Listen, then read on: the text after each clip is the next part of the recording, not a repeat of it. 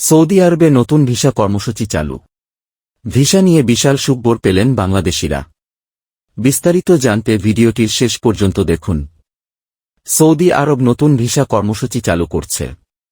Gulf নিউজের প্রতিবেদনে বলা হয়, নতুন ভিসা কর্মসূচি স্টাডি ইন সৌদি আরব প্ল্যাটফর্মের মাধ্যমে বাস্তবায়িত হবে। প্রতিবেদনে বলা হয়েছে, সৌদি আরবের বিশ্ববিদ্যালয়ে ভর্তিচ্ছু আন্তর্জাতিক শিক্ষার্থী ও গবেষকদের লক্ষ্য করে দুই মন্ত্রণালয় সহ প্রাসঙ্গিক সংস্থাগুলোর সমন্বয়ে এটি তৈরি হয়েছে।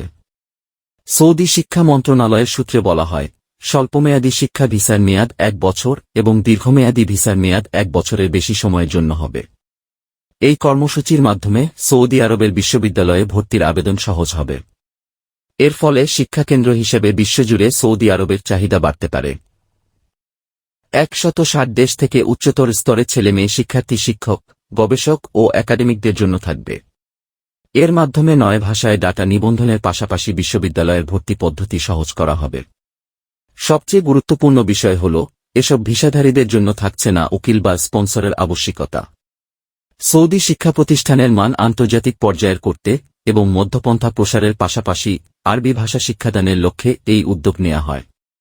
প্রতিবেদনে আরও বলা হয়, কেবল বিদেশি শিক্ষার্থীদের শিক্ষার সুযোগ বাড়ানো নয়, বরং যুবরাজ মোহাম্মদ বিন সালমানের নেয়া সৌদি ভিশন 2030 এর লক্ষ্যগুলোর সঙ্গে সামঞ্জস্য রেখে শিক্ষা ও সাংস্কৃতিক বিনিময়ের আন্তর্জাতিক কেন্দ্র হিসেবে সৌদি আরবের মর্যাদাকে বাড়িয়ে তুলবে। ভিসা নিয়ে বিশাল সুখবর পেলেন বাংলাদেশিরা। সম্প্রতি বাংলাদেশিদের জন্য এমপ্লয়মেন্ট ভিসা চালুর ব্যাপারে পররাষ্ট্রমন্ত্রী হাসান মাহমুদের সঙ্গে ঢাকায় নিযুক্ত দেশটির রাষ্ট্রদূত আবদুল্লাহ আলী আল হামুদির ফলপ্রসূ আলোচনা হয়েছে। এদিন পররাষ্ট্র মন্ত্রণালয়ে আলোচনা শেষে পররাষ্ট্রমন্ত্রী জানান, শুধুমাত্র দুবাইতে বাংলাদেশির জন্য এখন এমপ্লয়মেন্ট ভিসা চালু আছে। অন্য 6টি এমিরেটসে এই ভিসা চালু নেই। এমপ্লয়মেন্ট ভিসা চালু করার ব্যাপারে বৈঠকে ফলপ্রসূ আলোচনা হয়েছে। হাসান মাহমুদ জানান, প্রবাসীদের আকামা ট্রান্সফার অর্থাৎ একজনের কাছ থেকে আরেকজনের কাছে যাওয়া, আমিরাত এই বিষয়টিও অনুমোদন করেছে। কিন্তু আকামা ট্রান্সফার করতে গেলে অনেক সময় ঝামেলা পোহাতে হয় এবং অনেক ফি দিতে হয়। তাই এই বিষয়টি নিয়েও আলাপ আলোচনা হয়েছে। তিনি বলেন, আমিরাতের সঙ্গে বাংলাদেশের সম্পর্ক বহুমাত্রিক। তারা বাংলাদেশে বিনিয়োগ করছে।